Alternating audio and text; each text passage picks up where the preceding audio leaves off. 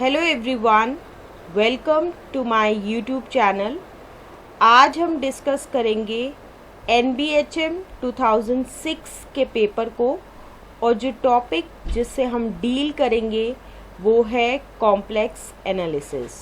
Okay, question को discuss करने से पहले हम डिस्कस करेंगे कुछ कॉन्सेप्ट्स जो यूज़ होने वाले हैं उस क्वेश्चन में। सबसे पहला कॉन्सेप्ट जिसको हम डिस्कस करेंगे वो है कॉची-गोजेट थ्योरम। अब स्टेटमेंट क्या है इस थ्योरम की? Let f be an analytic function in a simply connected domain D। अगर f जो है वो कोई भी हम मान के चल रहे हैं कि वो एनालिटिक फंक्शन है सिंपली कनेक्टेड डोमेन D में, तो इंटीग्रल की value over C f of z dz is equal to 0 होगा for any closed contour C in D. Let's discuss this theorem with the help of an example. जैसे कि अगर हमें integral की value निकालनी है over mod z equal to r sine z dz, क्योंकि f of z इस case में क्या है? साइन z, और ये जो है एक एंटायर फंक्शन है। Over mod z equal to r पे भी जो होगा ये एनालिटिक होगा। इसीलिए इस इंटीग्रल की वैल्यू जो है वो इक्वल टू 0 के बराबर होगी। सिमिलरली अगर हम इंटीग्रल की वैल्यू निकालेंगे over mod z equal to r e की पावर z dz, तो सिमिलर केस में इसकी भी वैल्यू जो होगी वो इक्वल टू 0 के बराबर होगी। This is the concept of this theorem. Next जो कॉन्सेप्ट हम डिस्कस करने वाले हैं वो है वाइंडिंग नंबर और index of a curve. Definition क्या है इसकी? Let gamma be a closed contour in C that avoids a point A belongs to C। अब गामा जो है वो कोई भी एक क्लोज कॉन्टूर लेंगे अगर हम C में, जो क्या कर रहा है, जो छोड़ रहा है एक पॉइंट को, वो कौन सा है? A belongs to C. Then the winding number of gamma about A, इसको जनरली डिनोट करते हैं by n gamma A और int gamma A is given by n gamma A is equal to होगा 1 by 2 pi I integral over gamma dz divided by z minus A. Okay, now there is also another note related to the winding number, that is for every closed contour gamma in C and A belongs to C minus gamma, मतलब कि अगर हमारे पास कोई भी close contour gamma है C में और A एक ऐसा पॉइंट है C में जो गामा में नहीं है, then n gamma A is an integer होगा। नाउ नेक्स्ट कॉन्सेप्ट जो हम डिस्कस करने वाले हैं वो है Cauchy integral formula. If D is a simply connected domain and gamma is a close contour in D। क्या है इसका मतलब? कि अगर D जो है एक सिंपली कनेक्टेड डोमेन ले लिया है और गामा जो है वो हमने लिया है क्लोज कॉन्टूर है उसी D के अंदर, then for any analytic function f and A belongs to D minus gamma, f of A into n gamma A is equal to 1 by 2 pi I integral over gamma f of z divided by z minus A dz. This is the concept of Cauchy integral formula. Okay, now there is an application related to Cauchy integral formula, that is when f is analytic inside and or gamma। अगर f जो है वो analytic है अंदर भी और gamma के ऊपर भी, जहाँ पे गामा क्या है? Is a simple close contour and A is inside gamma, और A पॉइंट जो है वो गामा के अंदर है, then we have n gamma A is equal to 1 होगा। So according to the situation the Cauchy integral formula becomes f of a is equal to 1 divided by 2 pi I integral over gamma f of z divided by z minus a into dz. Okay, now let's come to our question. और ये question जो है, जैसे कि मैंने आपको बताया था कि आज हम डिस्कस करेंगे NBHM 2006 का क्वेश्चन, ठीक है। और ये क्वेश्चन जो है वो NBHM 2006 में पूछा गया था।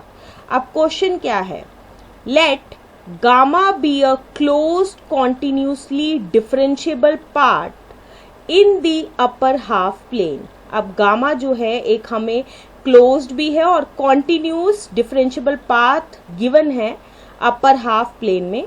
और अपर हाफ प्लेन को हम ऐसे भी लिख सकते हैं, z belongs to C such that z is equal to x plus iota y, x y belongs to R and y is greater than 0, not passing through point iota. अब ये जो गामा जो है ये ऑल्दो जो है अपर half plane में है और ये कॉन्टिन्यूसली डिफरेंशिएबल भी पाथ भी है, लेकिन ये पाथ जो है वो पास नहीं कर रहा है पॉइंट गामा से।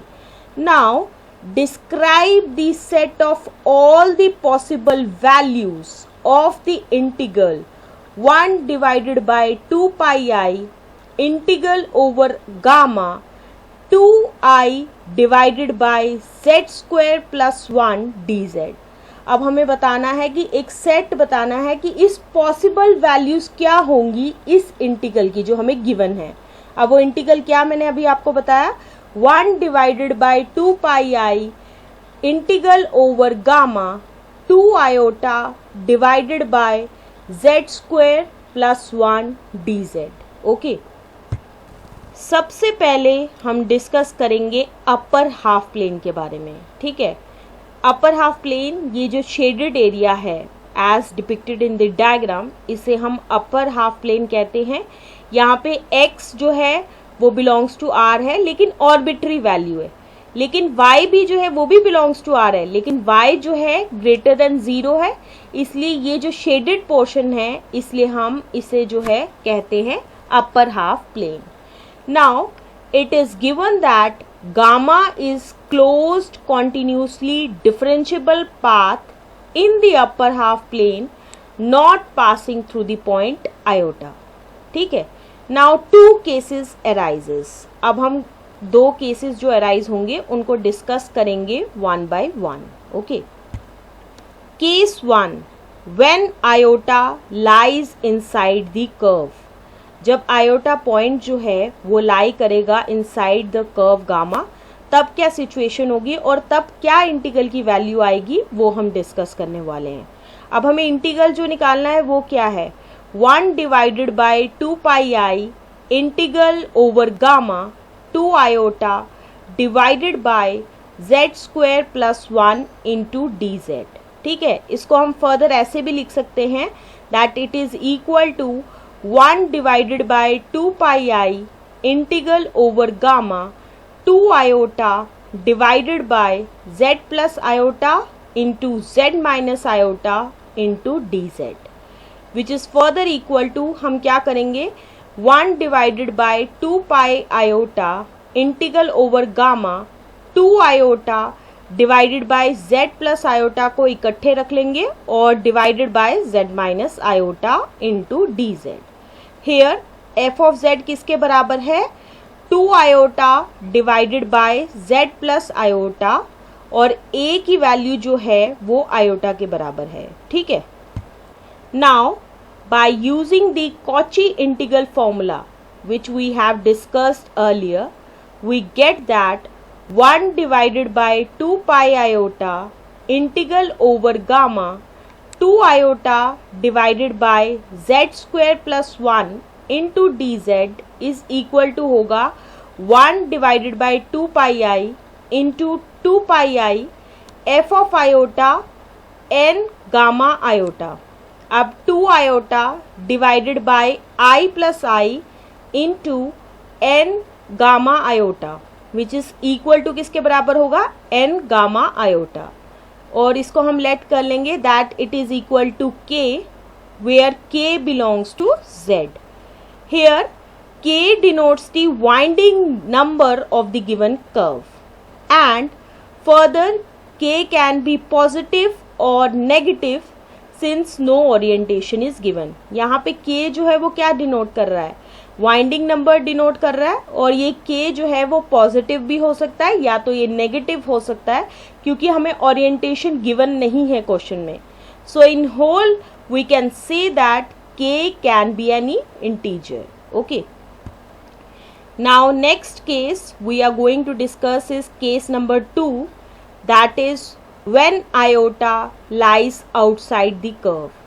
जब जो है आयोटा पॉइंट जो है वो गामा जो है उस के बाहर होगा आयोटा. ठीक है, अब हमें क्या फाइंड आउट करना है, 1 divided by 2 pi iota integral over gamma 2 iota divided by z square plus 1 into d Z.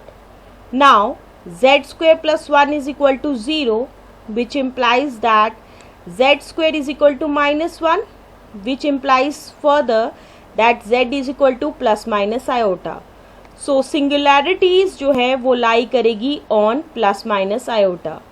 Since the closed curve gamma has no singularity inside or onto, क्योंकि गामा के अंदर इनमें से कोई भी singularity that is plus minus iota lie नहीं कर रही है, then by Cauchy-Gozet theorem we have 1 divided by 2 pi iota integral over gamma 2 iota divided by z square plus 1 is equal to 0 के बराबर होगा.